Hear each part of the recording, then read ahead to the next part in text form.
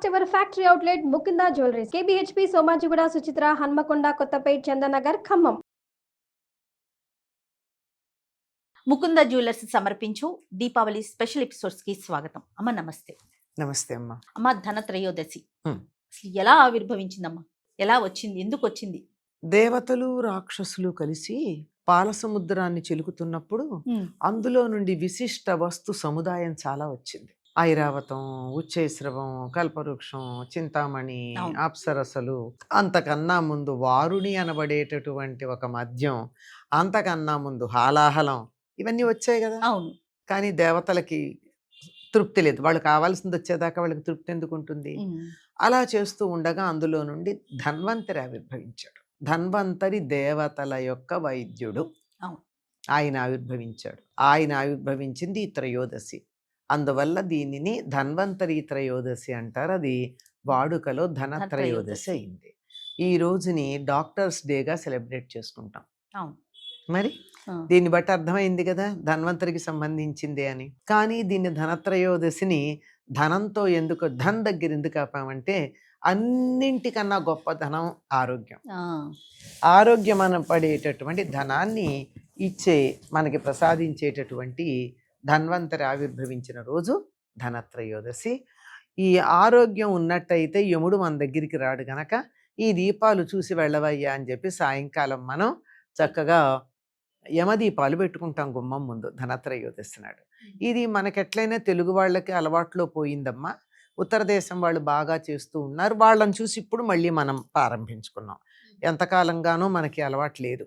తర్వాత మరి ఈ రోజు ఏదైనా కొనుక్కోవాలి, పూజ చేసుకోవాలి, ఇలాంటిది కూడా మనం వింటూ ఉన్నాము. దీన్ని ఒక సాంప్రదాయంగా కొనసాగిస్తూ ఉన్నాం. మొదట్లో లేదు కదమ్మా, ఈ మధ్య కాలంలోనే మనం చేస్తున్నాం. ఒకప్పుడు ఈ ధనత్రయోదశి నాడు బంగారం కొనాలి అనేటటువంటి లెక్క లేదు. ఈ మధ్య కాలంలో మొదలైంది. అసలు ధన్వంతరికి బంగారానికి ఏమిటి సంబంధం? లేదు కదా. కానీ ఇది లోకంలో ఎందుకు వచ్చిందో ఒకప్పుడు ముఖ్యంగా ఉత్తర దేశంలో కొత్త సంవత్సరాన్ని దీపావళి తర్వాత మొదలు పెట్టుకునేవారు. అందుకే కొత్త లెక్కల పుస్తకాలు రాసుకుంటారు. అవును అవును కదా. అక్కడి నుంచే మొదలు వాళ్ళకి. అక్కడి నుంచి కొత్త లెక్కల పుస్తకాలు మొదలు పెట్టుకుని కొత్త సంవత్సరం మామూలు ఈనాటి భాషలో చెప్పుకోవాలంటే ఫైనాన్షియల్ ఇయర్ అనుకుందాం. భారతీయులకి ఫైనాన్షియల్ ఇయర్ ఇది మార్చి కాదు, దీపావళి. అప్పుడు ఏం చేస్తారు, వాళ్ళన్ని లెక్కల పుస్తకాలన్నీ పాతవన్నీ సెట్ చేసేసుకుంటారు. చూస్తారు, అప్పు ఎవరికన్నా తీర్చాలంటే వెళ్ళి తీర్చేస్తారు. ఎవరి దగ్గర అప్పు వీళ్ళకి ఇవ్వాల్సి ఉంటే వెళ్ళి తెచ్చుకుంటారు. తెచ్చుకోవడమే కాదు, ఒకవేళ వాళ్ళు ఇవ్వలేమంటే తీర్చవయ్యా మళ్ళీ దీపావళి మర్నాడు ఇస్తానంటారు. ఎందుకంటే మొత్తం ఎక్కడికక్కడ లెక్క సరి చేసేసుకోవాలి. బ్రాడ్ ఫార్వర్డ్ పెద్దగా ఉండకుండా లాభం మాత్రమే ఉండేటట్టు. ఇలా లెక్క చూసుకున్న తర్వాత ఆ లాభం ఏదైతే ఉంటుందో ఆ లాభాన్ని మళ్ళీ మొత్తం పెట్టుబడి పెట్టకుండా ఎమర్జెన్సీకి ఉపయోగపడాలంటే దాచిపెట్టుకోవడానికి ఏం చేసేవారు, బంగారం కొనేవారు. అలా వచ్చింది. ఇప్పుడు ఏమైంది, 100 రూపాయలు లాభం వచ్చింది అనుకో అమ్మా. ఆ 100 రూపాయలు మళ్ళీ పెట్టుబడి పెట్టేస్తే రేపు పొద్దున మొత్తం మునిగిపోతే వీళ్ళ గతేమిటి? ఏ కారణంగా అన్నా ఇప్పుడు మనకి చూస్తున్నాం, ప్రపంచం ఆర్థిక పరిస్థితులు ఎట్లా ఉన్నాయంటే ఏ రోజు ఏదేమవుతుందో తెలియని పరిస్థితి ఉంది. అవునమ్మా. ఏ రోజు 100 రూపాయలు కూడా పనికొస్తాయో రాదో తెలియని పరిస్థితి అయితే అదే పరిస్థితిలో ఉన్నాం. అట్లాంటప్పుడు ఏమాత్రం విలువ తగ్గనటువంటిది ఏది ఉందంటే బంగారం మాత్రమే. కనుక బంగారం కొనేసుకుని పెట్టుకుంటారు.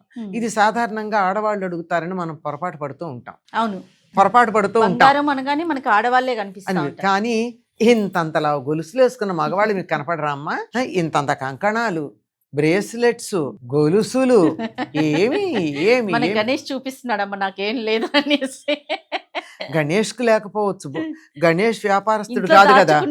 కాదు, వ్యాపారస్తుడైతే వేసుకునేవాడు. అదే కదా. అంటే రేపొద్దున తనకు అప్పు ఇవ్వాలంటే ఒంటి మీద ఉన్న బంగారం చూసిస్తారు. వీడు ఇవ్వలేకపోతే 4 తన్ని వాడి బంగారం లాక్కుంటామని.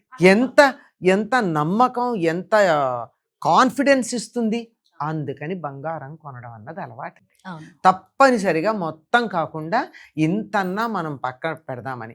వాళ్ళెవరూ పొలాలు కొనరు. మీరు గమనించారో లేదా, వాళ్ళెవరికి పొలాలు ఉండవు. మహా ఉంటే ఒక ఇల్లు ఉంటుంది, ఎక్కువ ఇళ్ల మీద ఇన్వెస్ట్ చేయరు కదా. అవును, మొత్తం వ్యాపారమే కదా. ఎక్కడన్నా నష్టం వస్తే పడకుండా దాన్ని అసెట్ లాగా పెట్టుకుంటారు. అందుకని సరే ఆడవాళ్ళు ఇది అవకాశమే కదా అని రకరకాల నగలు చేయించుకుంటారు, ఆ రోజుల్లో ఆ విధంగా అంటే బంగారానికి కాస్త ఇన్వెస్ట్ చేసుకునేవాళ్ళు అంతే చేసుకునేవారమ్మా.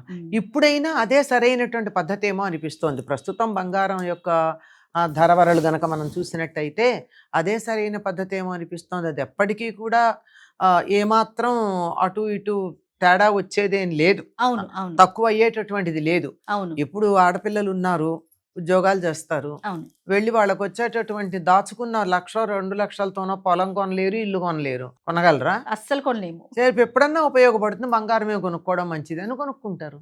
కొనుక్కోండి, తప్పేం లేదు. కానీ అప్పు చేసి మాత్రం కొనకండి. Yes. మీకున్నటువంటి దాంట్లో ఉన్నటువంటిది దాచుకోదలుచుకున్నది ఏదైతే ఉందో అది బంగారం రూపేణా దాచుకోవడానికి తగినటువంటి సమయం ఇది, అది చేసుకోండి. చాలా సంతోషం. నమస్తే. నమస్తే.